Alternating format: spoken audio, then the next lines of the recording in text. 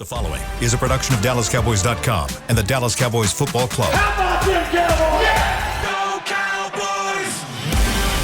This is the Players Lounge, broadcasting live from Dallas Cowboys World Headquarters at the Star. Now, your hosts, Barry Church, Danny McCray, Heckma Harrison, and Newy Scruggs.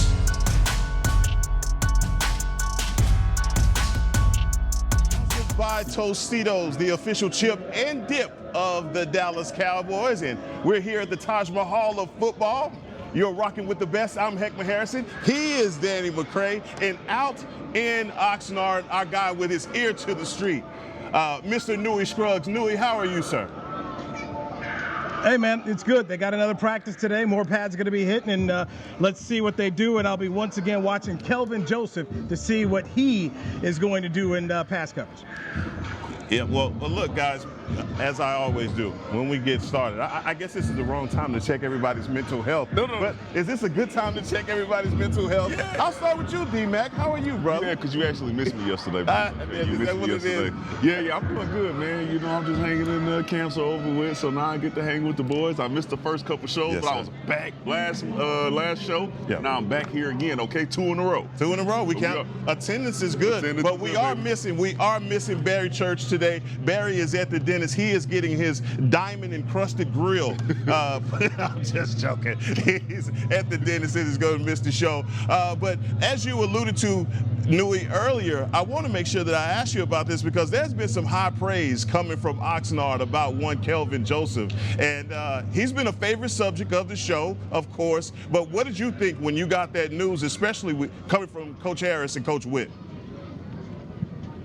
All right, so I chatted with Al Harris and I chatted with Joe Witt, and they both seemed to think that he was maturing and he was getting better. They're going to give this young man every opportunity to make this team and be a part of the Cowboys. And don't forget, he also is a special teamer, so he has an importance on this team. Now, he popped as a special teamer late in the season. For you, Danny, what do you think about what's coming out of camp and everything that they're saying about him and his chances? Because he's in a dogfight right now. Yeah, listen, just like yesterday when we talked about these guys that are on the bubble, I always say go be best friends with the special teams coach. And he has been able to, even though he hadn't played that well at cornerback, he's been able to make some very impactful plays and key plays on special teams that I think has allowed him to be able to still get those opportunities. Now, he's going to have to continue to do that. Right. He's going to continue to have to be a gunner on punt. He's going to continue to have to be a difference maker on kickoff team for him to remain on this team and then continue to get those opportunities. The moment that he doesn't make those plays, that's the moment that you stop hearing about Kelvin Joseph. Now, I am happy to hear that he's actually playing better and the coaches are still coaching him to have their eyes on him, giving them those opportunities to play on defense, because what we know about coaches is the day they stop coaching you, that's when they done with you, okay? So it's good to hear that he's still a special teams guy and the defensive coaching staff are still looking at him saying, hey, this guy's getting better. We're going to keep giving him more opportunities. And Newy, for you, obviously, you're down there. What you're saying is, and fans get tired of players, but coaches don't get tired of them. They're here to coach him. Al Harris is coaching him up. So fans can be frustrated about things, but at the end of the day, we still have to see preseason games from this young man, and he is going to get every opportunity to make this team, and in some ways, he's going to get every opportunity to fail. They are not done with him. Now, and Newy, you actually called this Trayvon Diggs $100 million second contract, a few years ago back when Nolan was here, and we kind of laughed at you a little bit, me and Church did. So since you're so good at calling these contracts, what can you tell me about the possibility of my man Kelvin Joseph getting his second contract here with the Dallas Cowboys? As I just said, we got to see what he does in the preseason games. We got to see what everybody else does on this team. He is going to get, like I said, every opportunity to fail. So until we start to see the bullets flying and whatnot, look, he's going. At this point in time, I'll put it like this: I think he'll make the team. When's the last time they cut a second-round pick before its rookie deal ended? So I can't think of one. I can't think of any either, but I tell you what, the bigger question is, because you're down there in Oxnard and you're able to see guys like Eric Scott Jr. and even Nashawn Wright, that competition right now, how do you think that that's all forming out, especially with what the coaches are saying, but what are the optics telling you?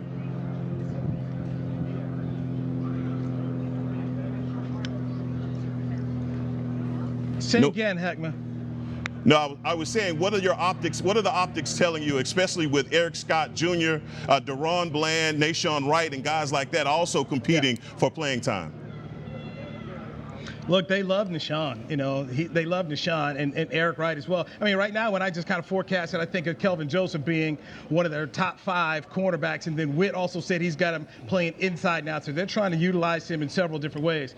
They've got a great DB room, one of the deepest DB rooms I think we can go back to since their Super Bowl years here. So, once again, preseason games are going to tell us a whole lot about what they got going on. And let me ask you this, Danny. I mean, you know how many corners are they going to carry on the 53? Man, listen, it more than they did when I was playing. Okay. Just because the game. What was that number?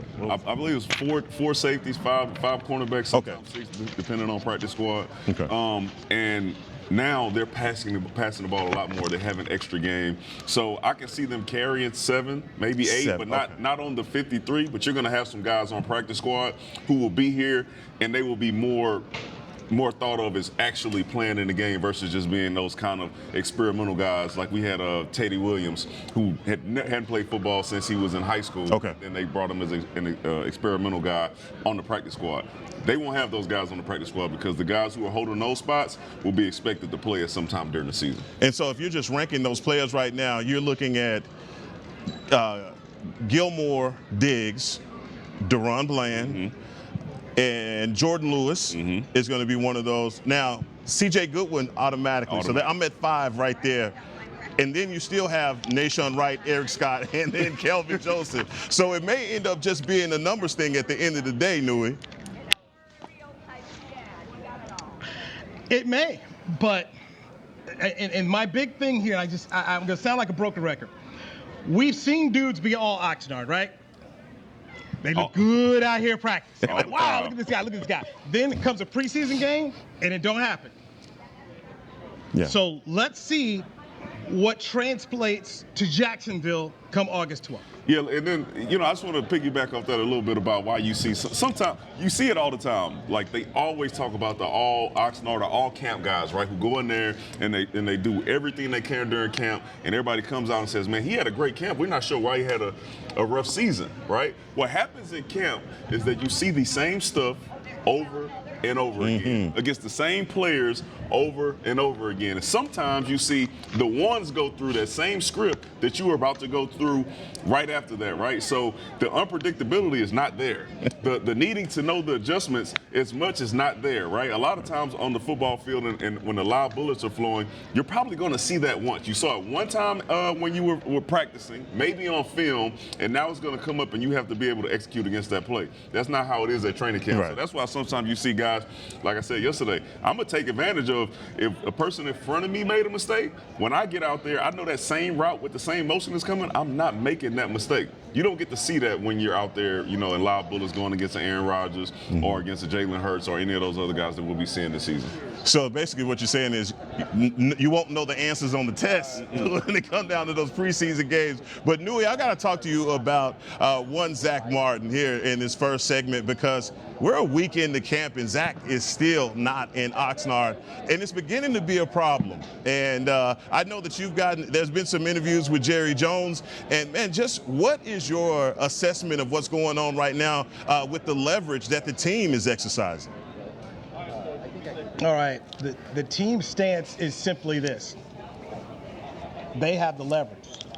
Zack Martin doesn't have any leverage at all, so he needs to come to camp. Jerry has a plan about how he wants to go about paying guys. You saw it with Diggs. Lamb is up next. Dak Prescott's numbers got to get reduced. Micah Parsons is coming up. Trying to adjust or do anything more to add to Zack Martin's contract, in his mind, is going to disrupt what he wants to do. He's not trying to pay Zack Martin. I think as we list those names, we also forget to imagine what happens if Tony Pollard comes out here and has a 1,700 yard season. Right.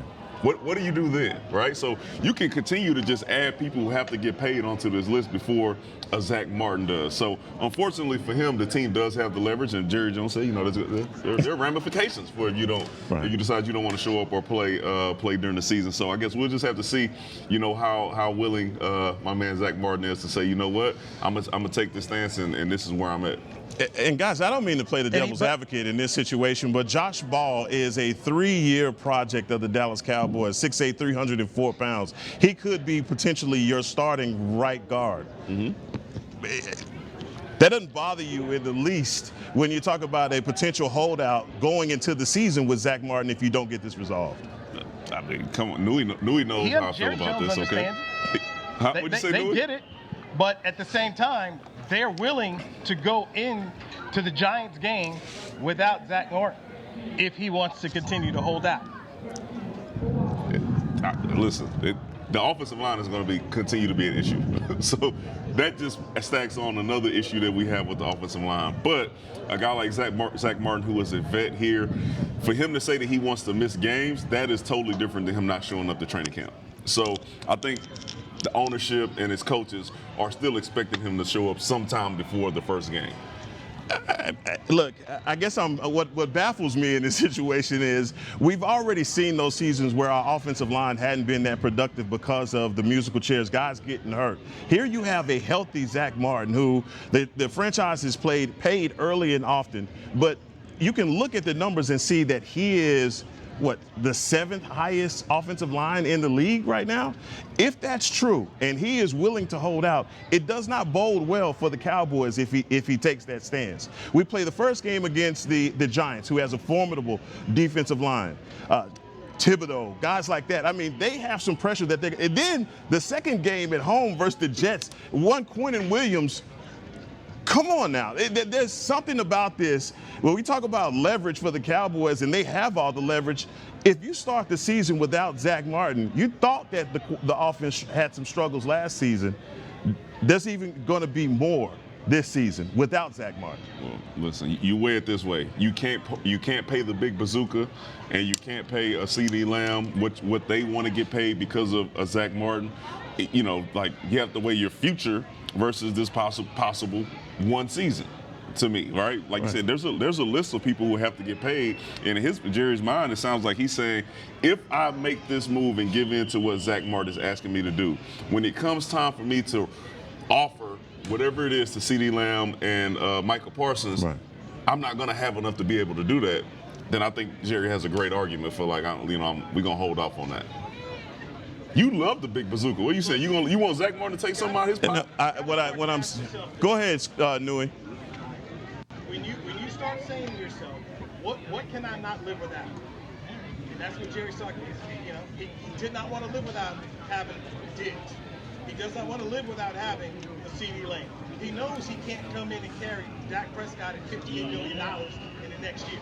He knows these are playmakers, and Mike Parsons playmakers. So if you add your whole list here, those 4 guys who are important to your team the most: Zack Martin, Dak Prescott, CeeDee Lamb, Mike Parsons.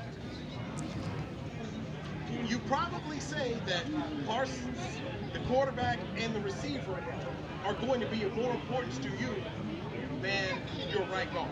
As great as the right guard is with a Hall of Fame resume, he's not right now. Their stance is, we're not going to redo you. We have paid you. When you got the deal, you got the top of the market deal. You've been well paid. They're not trying to redo his contract with 2 years left. They just don't want to do it. I mean, and Newy, your microphone has, I believe, it slipped down a little bit. But I agree with you. I understand that there, especially in the salary cap era, that there's only so much money to go around. But when I look at Michael Parsons' contract, he still has 2 more years left on his contract. CD is a lot more pressing. I do understand that, and obviously you don't want to be in an out-cap you situation with your star wide receiver who could have a monster year this season. But I have a problem with the thought process that we can actually get this done without Zack Martin. I mean, the leverage is on both sides for me, and that's basically what I'm arguing right now, Daddy, because I don't think we have any success. But Newy, I got to ask you about one more player, man, before we get done with this first segment. Michael Gallup. Michael Gallup has had a pretty strong camp up until this point, man. We're seeing him make catches down there. And what's the feel that you're getting, not only from the organization, but just from what you're seeing from Michael Gallup down there? We could see the best Michael Gallup we've seen in his time with the Cowboys. I also look at it as if Cook stays healthy with his team. And Barry and Danny have talked about it. You know, safety's got to have to, you know, respect Cook's speed. CeeDee Lamb is CeeDee Lamb. So Michael Gallup should be receiving a lot of single coverage. And if he does, this kid should have a really good footing. Yeah. I hope I got as much as Listen, what we expect to see out of Michael Gallup this season is to be better coming out of the break. Right. Really, I think that was the number one thing against Michael Gallup, because as a defender, if you know a guy cannot get out of his breaks, then you can sit on all his routes, right? You know, so you say, man, I'm not going to let this guy run deep on me. I know he can't run a comeback. I know he's having a hard time running slants and curl routes. So those are the routes where I'm going to make my money at. And if you watch the film from last year of players playing against Michael Gallup, that's what they did. They got out of the break faster than he did, and they even got a couple interceptions off of him, off balls that Dak threw to him, because they were able to get out of that break, or they saw him having a hard time getting out of that break. That one extra step that it took him to get out of it, because he was coming off that injury and he wasn't 100%. Yeah, that's my question. That's where I think this year it'll be a little different. I hope it's different, because if it's not, then there's going to be a problem. Man, Coach Mike McCarthy did an interview today, 105.3 The Fan and another radio station, but he was probably as insightful as I've ever heard Coach Mike McCarthy be, just talking about the offense and just the route concepts and the difference between last year's offense and this year's offense. He kind of alluded to exactly what you're talking about right there, as far as the way that defenses obviously align themselves to take away any vertical threat from the offense. And when you bring in a guy like Brandon Carr, he knows that the pressure is going to be on because he's a vertical guy. Yeah, excuse me. Shout out to B. Carr. Brandon Cooks. He brings in Brandon Cooks, a guy that can definitely get vertical in this offense. But when I hear him talk about that, and especially knowing that this is going to be essentially a West Coast offense, don't you think that those quicker pass concepts probably bodes better for a guy like Gallup? Yeah, as long as, you know, a quick slant here. Like I said, the issue that he had was, hey, 5-step drop, come back. 5-step drop, curl, right? And he's trying to push the cornerback to make them think that he's going deep. And when he's not able to sell that, the cornerback's like, oh, I know exactly what's going on here. And they're able to break down and get out of that route. So, yes, I think, Dak getting the ball out of his hands quicker is going to bode well for the entire offense, all right? And especially a guy like Michael Gallup, until you need to get those deep balls, which I hope we see the return of Michael Gallup there, because the year before he got paid, that is what I thought was a bright spot for him. Like, he's going to get paid because he is our 50-50 ball guy. He's going to be able to go down the field, and no matter what happens, he's going to have an opportunity to catch it if Dak puts it up there. And hopefully we see that again from Michael Gallup. Well, I tell you what, man, the national media has been fishing for a Dak story, and we've been getting a few Dak stories, whether it be counting his interceptions or what's going on with Trayvon Diggs and Dak. Man, the media is blowing up right now. And when we come back next, we'll talk all about it. It's some hateration brewing here in the locker room out in Oxnard. Coming up next on the Players Lounge. Want to use the Cowboys locker room's favorite products? Check out the official men's skincare brand of the Dallas Cowboys, Jack Black.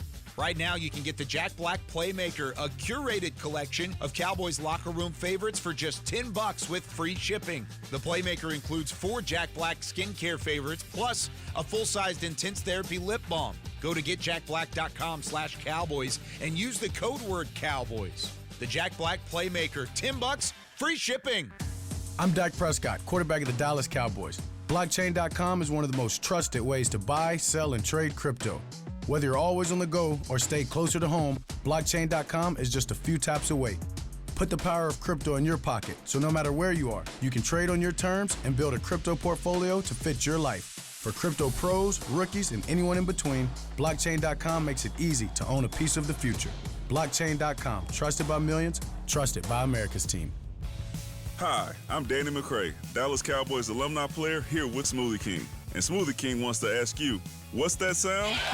That's the sound of you and everyone else absolutely loving new smoothie bowls from Smoothie King. And woo, me too. These smoothie bowls start with acai and pitaya and are handcrafted with fresh toppings like sliced bananas, sweet berries, crunchy Purely Elizabeth granola, and a savory peanut butter drizzle. New smoothie bowls, only at Smoothie King, the official smoothie of the Dallas Cowboys. Star Sports Tours is the only official fan travel partner of the Dallas Cowboys, offering exclusive game weekend travel packages with pre-game sideline access and photo ops with current players, cheerleaders, and Cowboy legends. You want to stay at a team hotel, attend the best tailgate party in Texas, tour the Star, and talk X's and O's with me, Everson Walls? With Star Sports Tours, you can. Visit cowboystravel.com to book your travel package today. Back to the Players Lounge. Back in action here on the Players Lounge, brought to you by Tostitos. Danny McCray, I'm Heckman Harrison, and Newy Scruggs joining us out in Oxnard. The Star Magazine Training Camp Preview, the official 2023 Dallas Cowboys Star Magazine Training Camp Preview is now available. This year's edition featuring scouting reports, position analysis, a pull-out schedule poster, and articles from your favorite Cowboy writers. Get your training camp preview today at dallascowboys.com/star. Guys, look, you have to be deaf, dumb, and blind to have not seen all of the media attention that Trayvon Diggs and Dak are getting. And look, I don't want to call no names, Shady McCoy. But there's some guys out there that are saying some things that I just believe are reckless in the media about something just as small as two guys jawing at each other. Now, I know you from Houston, Texas. I can't even get halfway in the studio without you saying something to me. But as a player, where you played, is this something that's just common that you do, or is this, oh my God, is you look at this as Trayvon Diggs losing respect for that? If you want to have a great team, this should happen all the time. You should have your best players caring about a moment so much that it gets that chippy. Because then it inspires the next person who should have Dak's back to say, you know what, I'm going to go out here and show these dudes that I got my quarterback back. And the same thing with Trayvon Diggs. Now Micah Parsons should be amped up saying, oh, wait, where are we going with this? Yeah. All right, now it's defense versus offense for real. Mm-hmm. And that's when you get some of your best reps, right? When everybody's going full tilt, everybody's trying to get better, and it remains respectful enough to where they're not throwing blows, all right? You see Travis Kelce out there throwing blows. And Andy Reid got to come out and say he don't like that versus like, hey, we having some really good, strong competition, and football is a physical sport. You're going to have some of that sometimes, and if you don't, that's when you should be worried. And we haven't actually seen that from the Cowboys in a long time. I can't remember a situation like that. It used to be a lot worse with Dez and then whoever, but that's when you had guys on there who were hungry, and they were like, I don't care, I'm going to challenge you, but it's going to stay out here on the field. Newy, you saw it. Here's something that I would say. Shady McCoy, and I never watched the show. I never watched the show, but they do that show in Los Angeles. We're a short drive up from that show. If he had wanted to see or understand anything, he could come up here and do it. Ryan Clark has been here at camp. He's seen what's going on here. I tweeted about Dan Orlovsky. Once again, something else, another guy I don't watch. I'm like, hey, come to camp. Ask Mike McCarthy questions. Come ask Dak questions. Tad will bring them to you. Jarrett Bell came up here from USA Today. He got one-on-one time with Jory Epstein from Yahoo Sports came up here. They gave them one-on-one time. So if these guys who are saying this stuff so passionately wanted to actually understand what's going on, they could see it and have conversations with the guys about it. And LaShawn McCoy is making this, that's his whole MO at this point. Right. Clickbait. Whatever you can say that sounds the most ridiculous, right? And then, like I said, what happens? We come on here and say, well, Shady McCoy was saying absolutely XYZ. I honestly don't believe that he believes some of the stuff that he's saying, but he knows it's working as far as getting clicks and getting a little notoriety for saying whatever it is. I remember Paul Pierce going through the same thing. Everybody's like, oh, Paul Pierce saying something crazy again, right? And that's the only reason you know Paul Pierce. Nobody was listening to him for his basketball input or knowledge. They was listening to him to see what crazy thing was he going to say next. And I think a lot of times that's what happens, especially on that show specifically. Orlovsky, he's on there with Ryan Clark. I do watch them sometimes. I think he's a little bit more insightful than what Shady McCoy offers. And Newy, the back and forth between the offense and the defense has been on full tilt and display. And I think that was a mojo moment for the offense to be in the red zone, and they went 5 for 5. And so that's the competitiveness that I think that you're asking for, that the team has that. And that going back and forth it's just the nature of sports. It should be. It should be. If you're on one of those great teams. Camp, so far, I feel like this camp is going the way they wanted to go. It's just interesting that so many people are paying attention to national folks who are not here versus consuming things from the writers here at DallasCowboys.com radio, or Todd Archer over ESPN, Clarence Hill, Star Telegram, David Moore, the Dallas Morning News, and Calvin Watkins are watching what I'm doing on Channel 5. And there's plenty of people who do this that are telling you what's going on, but people want to listen to folks who are nowhere near this place. Yeah, some clickbait, like you said. Definite clickbait. But Newy, I got to ask you something specific to, since we're talking about the media were at the Jerry Jones party at Nobu, and I'm sure you drank all of the Shirley Temples that you could get your hands on. But tell me about that, man. Was it a good time for you as a media member? What is it like to be in the presence of all of your colleagues? It's my third time going to it. I'm not a sushi person at all. It was always first class. The view was fantastic. So it was good. Got some good one-on-one conversation with the boss, and yeah, it was worth it. And saw DL Hughley on the way out, another Mega Sci-Fi member here. So it was good. Did you have some sushi? I did. Okay, all right. He had a little piece. All right. I can't trust your palate because you don't like papados, so we can move on from that. Newy has no input on the food. Yeah, that's right. He knows it. He knows. I mean, he goes. Only guy goes to Nobu and doesn't enjoy it. Like I don't like sushi, but I had some. Was it good? Hey, look, man. You're not turning down free food, and I hear it's very expensive. So once a year I partake in it now, and so I went and had it, and I would never go there myself, but hey, Jerry Jones wants to have a party there. I'm going. And Newy, before we let you go, man, but just fishing for storylines, just on your own, what you've seen, who is a guy a name that you can give us, maybe an underdog or underrated guy that you could point to, that you can say, hey, this guy has been having a great camp? Brooks, the receiver from South Carolina, and I measure that with, let's see what happens in preseason games. And right now we know management likes him, but let's see what happens when Jacksonville comes to town. I think my only question is going to continue to be this all camp. What does Mozzie Smith look like? Because we've continued to say this. He looks like a rookie right now. Looks okay, and that's not a bad thing. It's just he just looks like a rookie right now. Has he had any splash moments where you say, all right, that's why we got him here, or is he just really in that learning phase right now of how to practice, how to be a professional, and then learning the difference between college and the NFL? He's right there, the latter part of what you said. He's Gotcha. learning. He's learning. Okay. I got to see something, man, because that's San Francisco. I still got nightmares 2 years in a row about San Francisco and our ability not to stop the run against some of these teams that come in here and want to run the ball. So I need you one time to come on the show and be like, you know what, I saw what I needed to see out of Mozzie, and I think we're okay.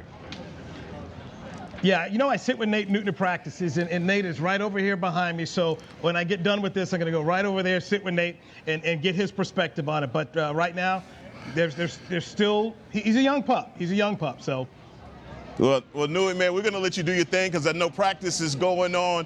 But, man, when we return, we're going to talk about a position room that I know has Danny McCray's has all of his attention, and that's the tight end room coming up next on the Players Lounge. Hi, I'm Danny McCray, Dallas Cowboys alumni player here with Smoothie King. And Smoothie King wants to ask you, what's that sound? That's the sound of you and everyone else absolutely loving new smoothie bowls from Smoothie King. And woo, me too. These smoothie bowls start with acai and pitaya and are handcrafted with fresh toppings like sliced bananas, sweet berries, crunchy Purely Elizabeth granola, and a savory peanut butter drizzle. New smoothie bowls, only at Smoothie King, the official smoothie of the Dallas Cowboys.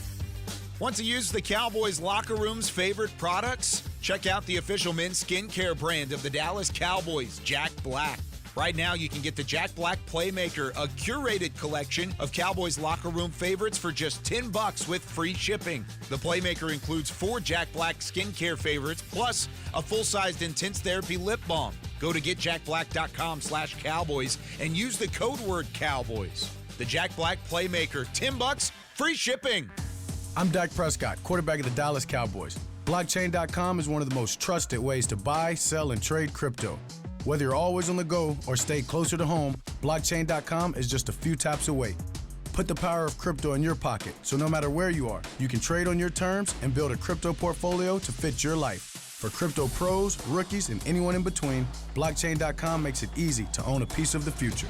Blockchain.com, trusted by millions, trusted by America's team.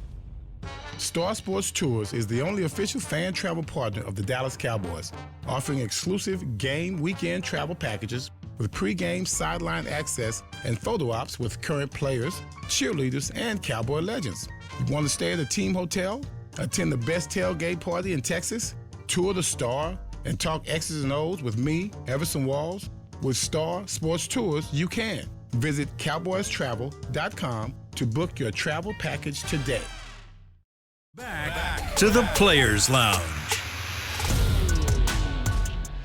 And we're back for the final segment of the Players Lounge here at the Star in Frisco. Danny McCray is at the desk. I'm Heckman Harrison. Barry Church had a dental appointment. That's what I call it. It's going to be a dental appointment. We had Newy Scruggs on giving us the blow-by-blow, play-by-play of everything that was going on down in Oxnard. And I wanted to wrap this up, man, by talking about a position group that I think that we've had a lot of questions over. And the question has always been, obviously, with Dalton Schultz last year being tagged, you know, what were we going to get from that group, especially with young guys like Ferguson and Hendershot?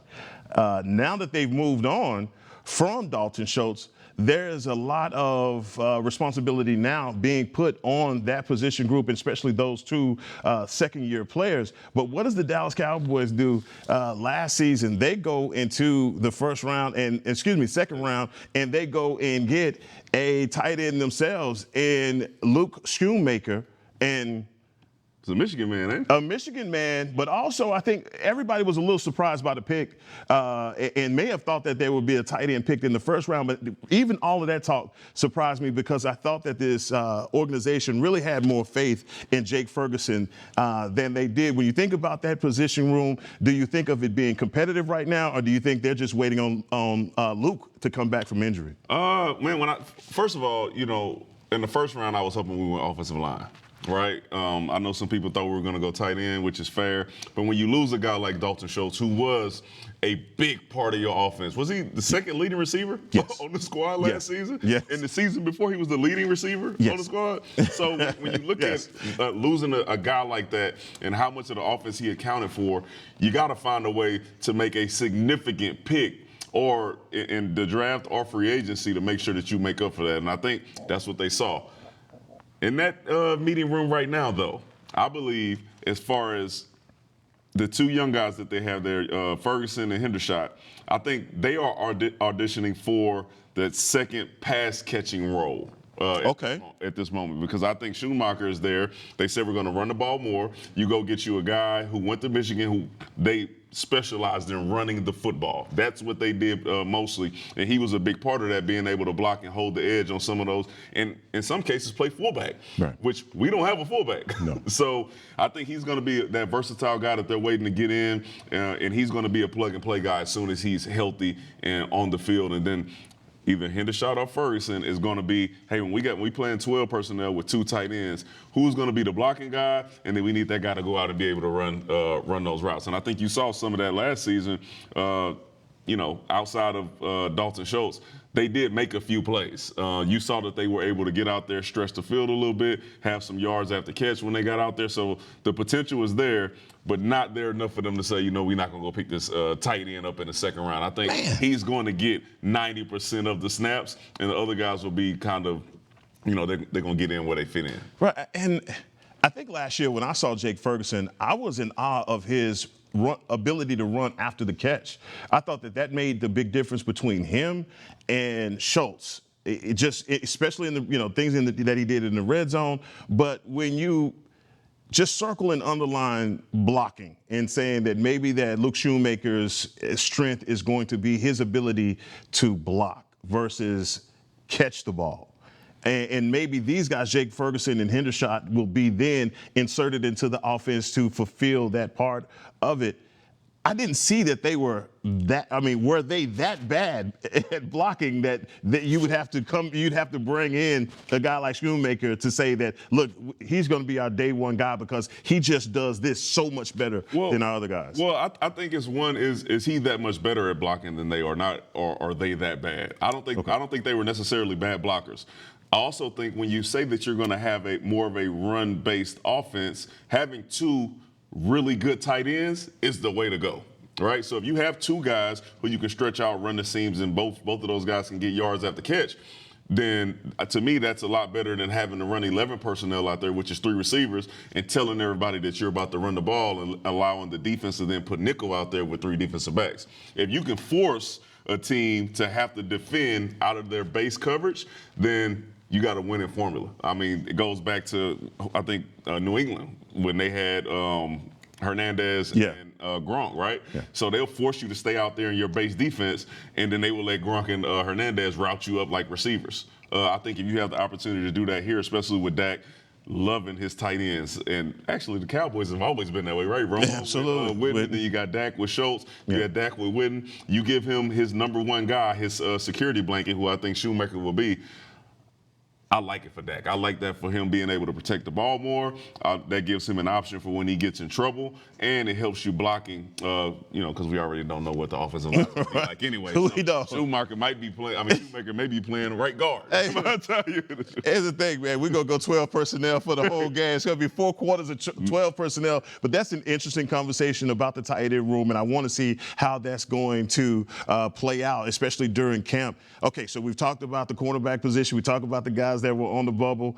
I think that the last thing that I want to just put your feet to the fire on, especially now that we have a guy like Jalen Brooks that we know in the wide receiver position is putting some pressure. He's putting some pressure. I read some good things about Jalen Tolbert, though. Okay. I read some good things about him, that he's looking a lot better. He's looking more professional, and he's taking advantage of the reps that he's getting. Simi Fehoko. The only thing I saw about Simi Fehoko was he dropped that pass that Dak ended up being counted as an interception against Dak, but it was really a drop pass for interception. I've been seeing things about Jalen Tolbert, and I'm more focused on him because of all that happened last season, and then all that he did in the offseason, where he said, I'm gonna make sure I'm hanging out with Dak. I'm gonna make sure I'm at all those everything that Dak has, where he's working with his receivers.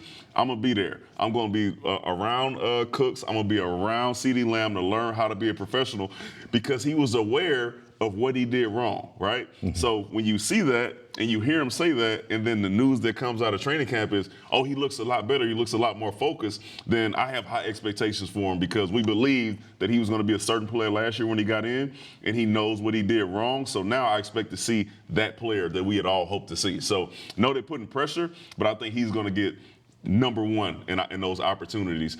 He's going, like you said, he's going to have to lose that position on his own. Yeah, so dropping passes, I get it. Wrong routes, that type of stuff.